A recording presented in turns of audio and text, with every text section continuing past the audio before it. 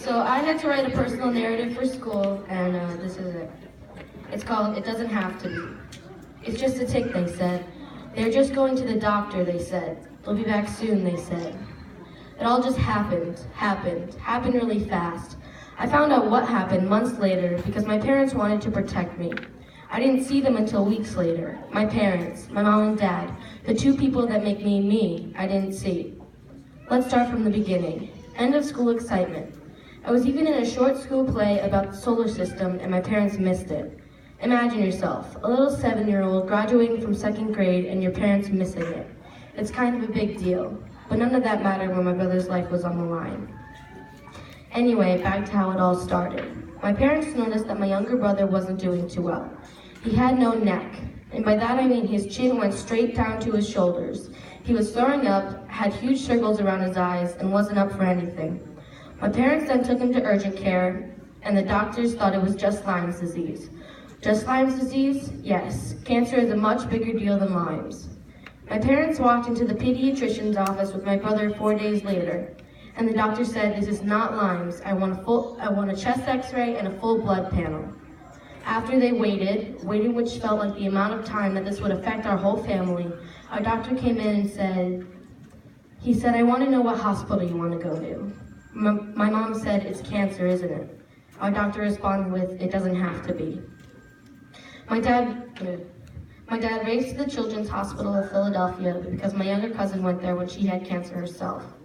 He flew in and out of traffic, zooming closer and closer to the place that held my brother's life in their hands. My mom hoped that they would get pulled over so the police that was so much more superior than us could escort them to the hospital. My uncle, whose daughter had cancer, lived about 45 minutes from the hospital.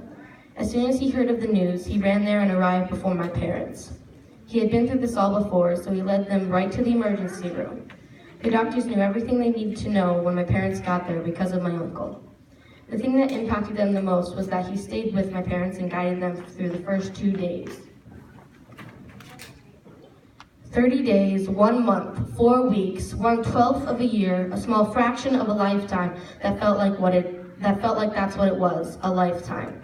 Whatever you want to call it, it was that. That's how long they were gone, or stayed in that big, clean, white building that still was constantly holding my brother's life in their hands, and what would be my family's life from now on. Still, I was at home with my other 3 brothers and my grandparents.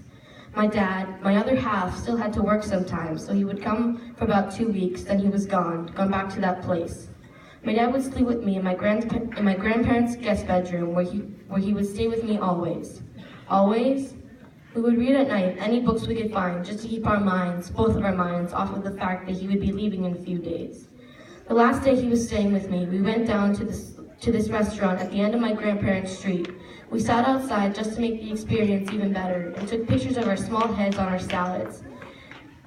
They looked small through the lens of the camera because of depth perception. The perception of time was catching on to us.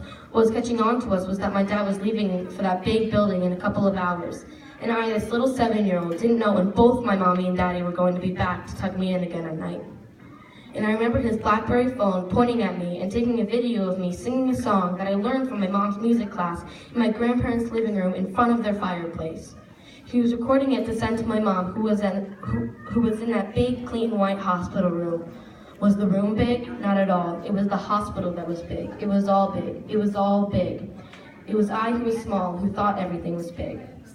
And I remember getting to my grandparents' guest bedroom once more. A second time, yes, they were there for a month, a second time. But what I remembered was that when I got ready for bed that first night of that second month, I found a note from my mom in the foot of my feety pajamas saying something like, "Cecilia, I'm so proud of you. You are so strong, and we can get through this. I love you." Too much happened to put into a short personal narrative, but these were the first things that came to my mind, and usually the first things that come to my mind are the most important.